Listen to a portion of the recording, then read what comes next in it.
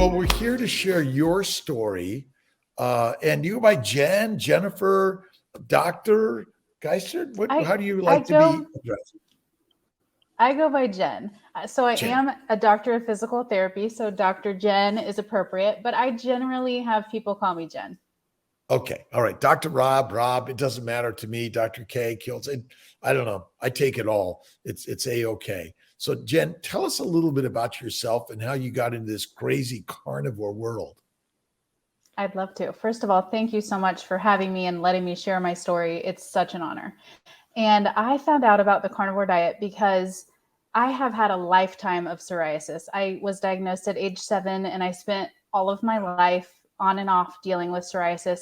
But in my 30s, it got really bad to the point that it was affecting my relationships. It was affecting my work. It was really affecting my self-esteem even more than it did as a kid, believe it or not. And so I started taking immunosuppressant medications for it. And so for the first time, my skin was completely clear. And I thought it was a miracle. Like I had discovered a miracle drug.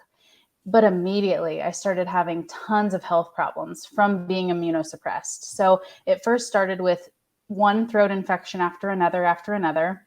Eventually I ended up with a severe strep throat and no medications, no oral medications anyway could fix it. And then I ended up during that time, while still suffering with this strep throat, I came down with leukocytoclastic vasculitis and my body had just exploded in vasculitis. I had no idea what was happening at the time. I didn't have a diagnosis yet.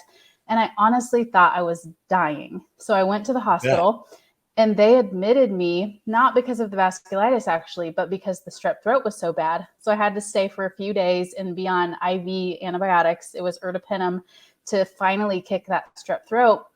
And nobody was very concerned about the vasculitis, but I was certainly concerned because I was covered head to toe. My whole body was swollen from it. It was incredibly painful. It felt like I was being bitten by bugs with electric teeth. I couldn't sleep. It was a nightmare. And nobody could even really tell me why I had it. They said it's either because you have an autoimmune problem, or it's because of the antibiotics, or it's because of the severity of the strep throat. We don't really know. Sorry. Right. So that was frustrating. It did go away after a few months, though it would kind of come and go. And when it would come back, it would just be a little bit. I'd freak out and I would get super tight with my diet because I started noticing that some diet decisions I made would affect it. And it was specifically when I would eat sugar and drink alcohol that it would come back. So I would avoid all of those things until. How long ago was this when that event happened, the strep throat? So it was right before the beginning of COVID. I'll never forget. So it was like April 2020 was when I had this terrible strep throat and then the vasculitis. And so we're almost to the carnivore part. So 6 months later, my skin was mostly clear. I was doing okay. And then I was still on immunosuppressant medications all through that. So my psoriasis was gone. Well, then my body just blew up with psoriasis, even though I was still on the meds. And by that time, I was just fed up. Like it was one thing after another. Plus I work in healthcare and it was COVID. It was just this most stressful time of my life by a million from the standpoint of my health, but also work was crazy. You know, as a doctor, you know, that was a crazy time. And so I just was like, I can't keep doing this. I can't keep going to my dermatologist and my PCP and the rheumatologist and all these people, and nobody has a solution and they just want to give me more drugs and they're just making me sicker. So I finally went to a naturopath in Lawrence, here where I live, and his nutritionist. Honestly, I think she just happened to be doing the carnivore diet herself, was just experimenting a little bit. And so she told me about it. And so I left the office and I looked up people like Michaela Peterson and Kelly Hogan and decided this is the one thing I haven't tried. So I'm going to try. And so that was right around Christmas time of 2020. Wow. And so you just jumped into carnivore, or tell us a little bit about your jump in, your tiptoeing, or how you managed to get to that next level. Well, it was a little bit of a bumpy road. I'll give you that little spoiler. I had a false start, but I dove right in head first. And I was following Michaela Peterson. So I basically dove right in Lion Diet. And as a person who all my life also has been binge eating, that was probably a mistake. You know, I made it way too tight, But I was noticing improvements right away. I was losing some weight. My skin got a little worse for a couple weeks, but then it started to take a turn and start to get a little bit better at about the 6-week mark. And so I was incredibly encouraged. And then over the next few months, it was getting better and better, and I was feeling really good. But I also sort of had the mindset the whole time of, this is temporary. I'm going to get my skin better, and then I'm going to go back to eating like normal. And maybe that works for some people, but for me, someone who spent 20 years binging, starting to add other things back was like eating 2 dozen chocolate chip cookies. So I definitely had a bit of a setback. Now, I had gotten my skin under control, and I was still, at that point, I was still on my immunosuppressant medication. So I think I could get away with more with my diet once I'd gotten it under control, the skin under control. And so I started adding other foods. After about 6 months, I was really not carnivore much at all. I was meat heavy, but I was not carnivore, and I was binging quite a bit. So I had to quit. And so I quit for about 9 months and just went to regular sort of keto diet. And then I realized, so now February of 2021, that's when I say is my real carniversary. I realized that's when I felt my very best. I want to get off these medications that are definitely poison, because I'm being told I can't get pregnant on them because it will like kill the baby.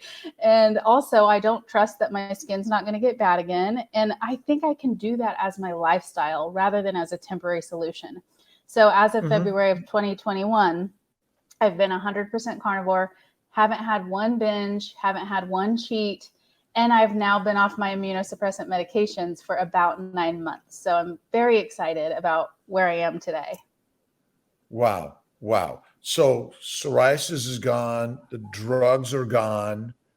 What other things are you feeling and noting on this new journey? What is the most, like, the one thing that feels the best? Well, honestly, the freedom from binge eating. I mean, anyone who's been a binge eater knows it controls your life. I mean, it completely affects all your relationships. It affects your productivity at work. It, I'd leave for a vacation with a set of clothes in my suitcase, and by the time I'd be at the end of the vacation, none of them would fit because I'd gained 10 pounds of just eating junk food the whole time.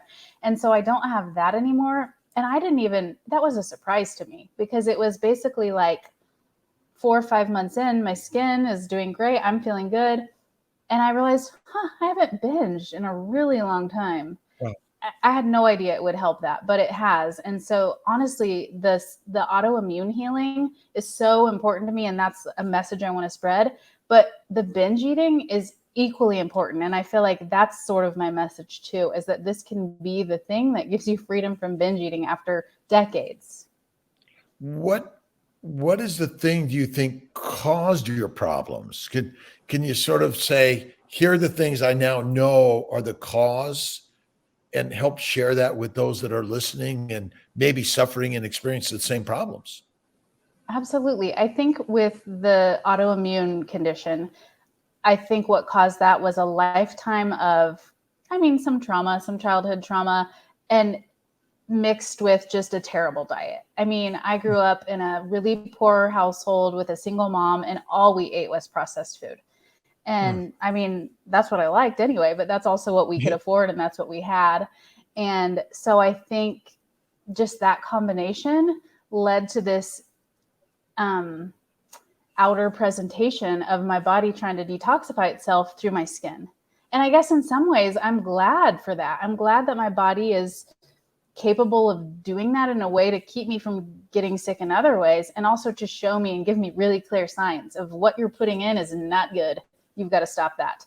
And so now I can make better choices for myself.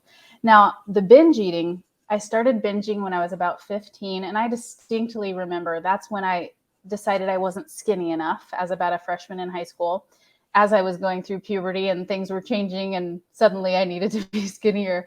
And so I started severely restricting my calories. Probably I was eating 500 to 1,000 calories a day, and I was playing sports and stuff. So I was very active and burning a lot of calories.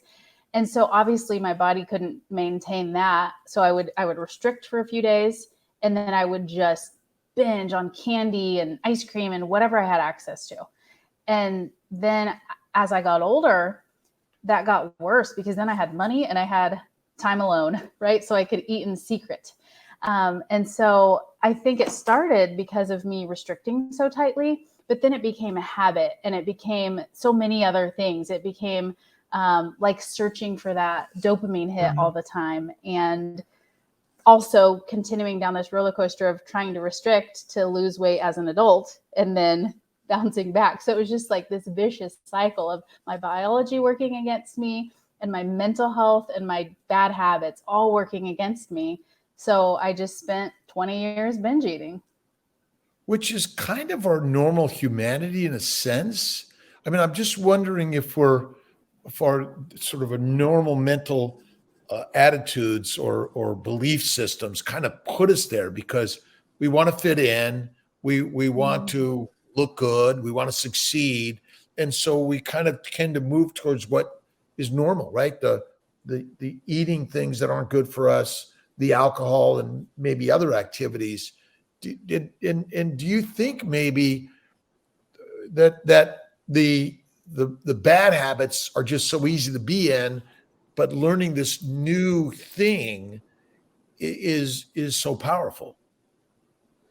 I do think that, though I think some people, when they're exposed at a young age to more healthful habits and healthful foods, that their trajectory sometimes seems a little different, especially from the disordered eating standpoint. I think if I'd had a guardian to not let me diet, basically, and not let me make those choices, I think that would have helped a lot. Not putting any blame on my mom or anything like that. She did her best.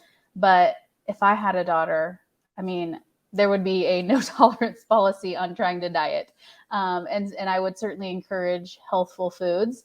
But like you said, yeah, in social situations and stuff like that, there's going to be these highly palatable foods around. And I think that people are still going to tend to want those things. But if they can keep it from becoming a disorder, then they're a whole lot better off, I think. Awesome. So when did Delighted to Meet You show up? Well, my second time around starting the carnivore diet in February of 2021 is when I started to feel really excited about this. I felt like this is a lifestyle I can actually do. My skin is good, and I knew I was going to start start weaning off my medication soon. And here's the other thing: I just started 75 Hard, which is a kind of a mindset and fitness challenge. And so I started the Instagram page Delighted to Meet You the same day I started 75 Hard, kind of as an accountability method. And I didn't talk a lot about carnivore at the beginning, and I didn't talk about my skin at all because I was very shy about it still, and I was still on my medication. So I felt like I didn't want people to see me as a fraud, and I hadn't proven anything yet with the diet. I knew I felt good, but I felt like people would say, she's lying, she's still on her medication, whatever the thing is. And as time went by and I started to get to know other people in the community and feel much more comfortable, I no longer had those reservations. And now people do say, she's lying, she's this, she's that, but now I don't care. And now that I've been off my medication for 9 months, I definitely don't have any kind of reservations with sharing any of that because I know it can be done. And it's not easy, and there are bumps in the road like I had, but somebody has to pave the way and show that other people can have some hope. And if I had seen somebody that had my exact problem, that would have helped me so much. And it probably would have kept me from having that false start at the beginning to kind of guide me through the way. And I figured it out, thank goodness, but I want to be able to help people in all the ways that I needed the help too. But your regular doctors didn't give you this information because we don't know what the cause is, and here the drugs take and diet doesn't matter. Yes. I mean, I had discussed with my dermatologist some different diet changes, and he's supportive. He said, sure, try it. I don't think it's going to help. And then I told him I was going to go to a naturopath, and he said, okay, sure. But I mean, they're just going to give you a bunch of supplements and it's not really going to help. And to his credit, that is mostly what happened at the naturopath. But then once I got connected with the nutritionist, that totally changed everything. And so now, honestly, I have seen my dermatologist a few times since, because I go get Botox sometimes, but I haven't seen him about my psoriasis. And so I think what I'm going to do is wait till my 1 year mark of no meds and then go talk to him and show him my skin. And I imagine he'll still be skeptical. But again, somebody's got to pave the way and show what can be done. And then maybe that'll plant a seed in him for other people. And tell us a little bit about what you're doing on social media. I noticed you're doing some coaching, some speaking. Tell us a little bit about that. Yeah, it's kind of just organically grown, really. I started as a way to connect with other people, specifically carnivores, and it's just kind of grown over time. And my love for it has grown, and I've sort of made it a bigger part of my life. So I've worked full time as a physical therapist for 15 years, and I recently went part time in January of this year so that I could focus more on creating content and building YouTube and TikTok and Instagram and starting to do some coaching and all of that. And so it's just kind of been me not knowing what's the next step and just putting one foot in front of the other, and then opportunities present themselves. And I've just taken them. But now, yeah, I'm definitely in a position where I never thought that this would be me, but now I'm the one who's kind of motivating people and guiding people and showing them there's hope. And so, if somebody sends me a message that says, hey, we don't even know each other, but you said such and such, and that helped me get started, or whatever thing that made me feel so good. That's the thing that like really drives me. And so that's what I keep doing. And I'm kind of driving myself to an early death at the moment. I need to figure out some balance so I can actually get a little more sleep and a little more free time. So I'm working on that. But right now I'm just constantly creating content and making connections and coaching and all of that kind of stuff. But you love it. We can see that. I do love it. I do. It's true. But I'm starting to feel a little bit kind of burning the candle at both ends. So I recognize that I need to back up a little bit if I'm going to practice what I preach, because part of what I'm preaching is rest and relaxation and decreasing stress, because that has a huge role on all of these problems. But in my case, specifically psoriasis and binge eating, the stress will affect my clients. So if I'm going to tell them they need to decrease their stress, then I need to model that too. Tell us a little bit about you mentioned the 75. What was the rest of that you were starting, which it sounded brought in some mindful thoughts and ideas also? Yeah, 75 Hard is really incredible. It's a program by Andy Frisella. I don't know how long it's been around, 5 years maybe, but basically it looks like a fitness challenge because you have to do 5 tasks every single day that seem fitness and diet related. Those 5 tasks are working out twice a day. I feel a little nervous telling you this because I know you're not a huge proponent of exercise, but anyway, working out twice a day for 45 minutes each time, and one must be outside, drinking a gallon of water, reading 10 pages of nonfiction, sort of personal growth, taking a progress photo of yourself every day, and following a diet, whatever diet you choose for yourself. So it's a very sort of non-denominational kind of program. But even though it looks like a fitness program because of the exercise, it is really a mindset program. You have to be very diligent every day to get all these tasks done. You have to be very mindful of what you've done and what you've got left. And something comes up in your day to where you can't finish a task, but you have to figure it out somehow anyway. And so it makes you a very resilient, much tougher, mentally strong person. And so for 75 days, you do all those 5 things. And I'm actually starting a group July 1st, so just a couple weeks from now, to start again with 75 Hard with a group of people following me. So if anyone's interested in that, I just created a free Facebook group and people can join. I love that. I love that. Fitness. Well, I guess the question is, what is fitness? Well, that's a good question. I mean, as a physical therapist, I would say fitness is something that helps you to maintain your strength, your mobility, and your sort of cardiovascular endurance. And so it doesn't actually have to be exercise. And I'm kind of tailoring this to you because I know that what you do is more like activity around the house and things like that. And so that can absolutely count.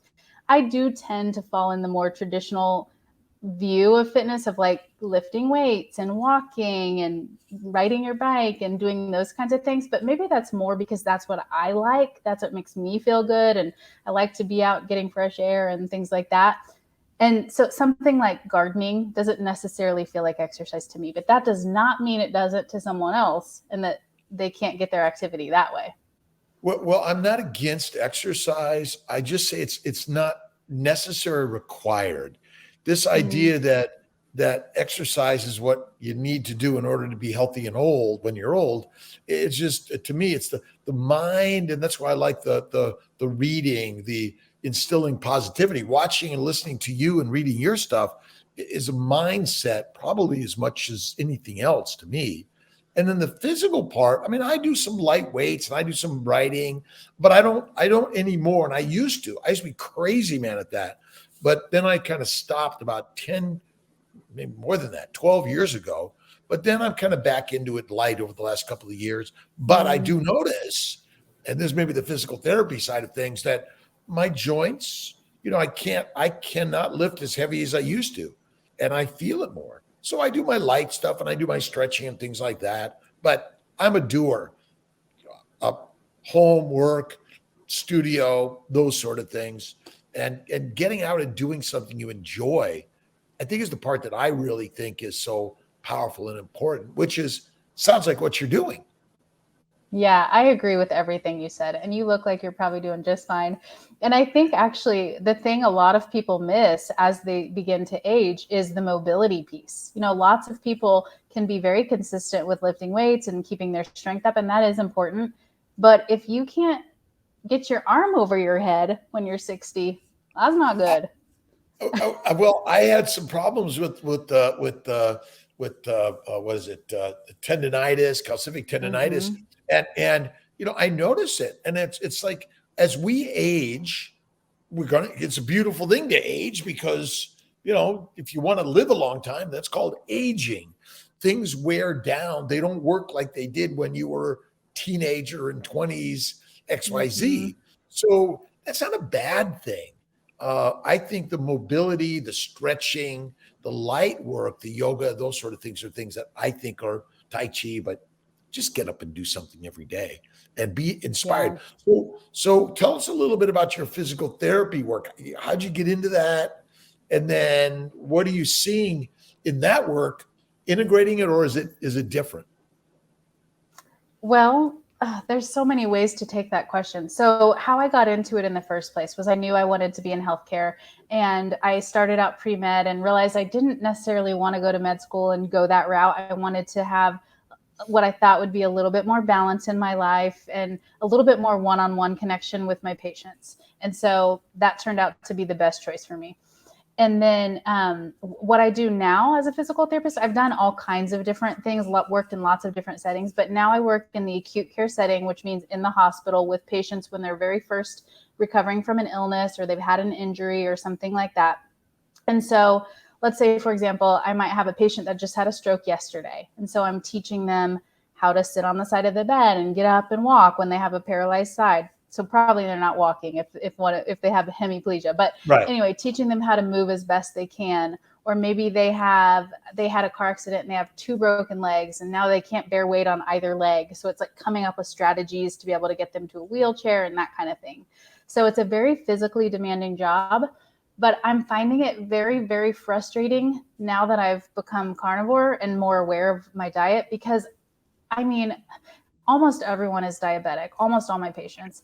And the food we're feeding them is just ridiculous. And just the way that the doctors handle the treatment is just beyond me. I mean, I'm not kidding you when I tell you I'll have a patient who's a type 1 diabetic and literally on an insulin drip right then, and we're feeding them pancakes or something, or the doctor comes in and says, well, you haven't been eating enough, you need to eat whatever sounds good, eat a gallon of ice cream if your husband can bring it in.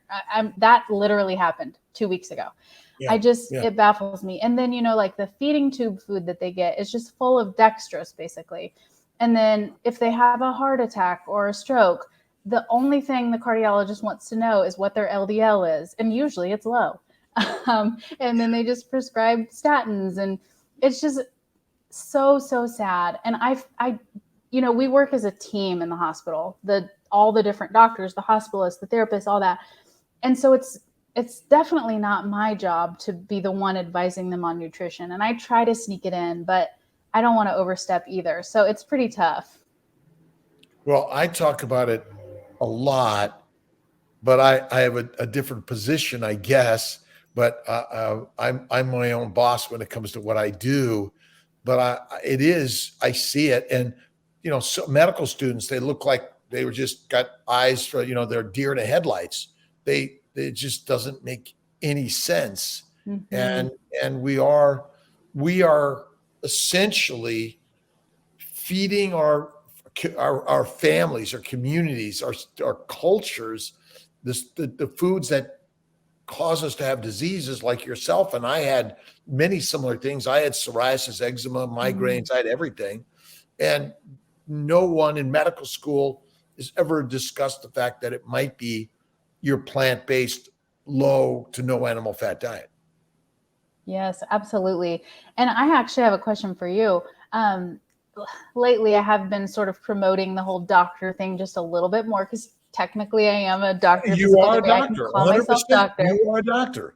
And sometimes in the comments, people will say things like, this is ridiculous. She's not an expert. She didn't learn anything about nutrition in PT school, which is true. I didn't learn much. But my argument back that I never say, but I want to say is neither did you, right? I'm assuming you barely learned anything in med school about nutrition. Oh, well, I happen to be a biochemistry, nutritional undergrad major. And I can tell you everything I learned was absolutely incorrect. So it doesn't matter. None of us learn proper nutrition anyway. And I think that's the real argument here, because if we did take nutrition, I have a PhD in nutrition, and most likely I learned a plant-based diet. And that's our biggest conundrum here. It's all a circular argument. But like yourself and myself, where we had actual physical ailments, including psychological problems, I would say, that were healed on carnivore. That's the amazing part of the story. But I think why I spend so much time in this arena is because I too have some frustration about the way we practice and teach our communities how to eat and what the problems are. But I'm just so inspired because the way I feel like a kid in a candy store. I just got to take in the whole thing, but this time it's meat and not mush.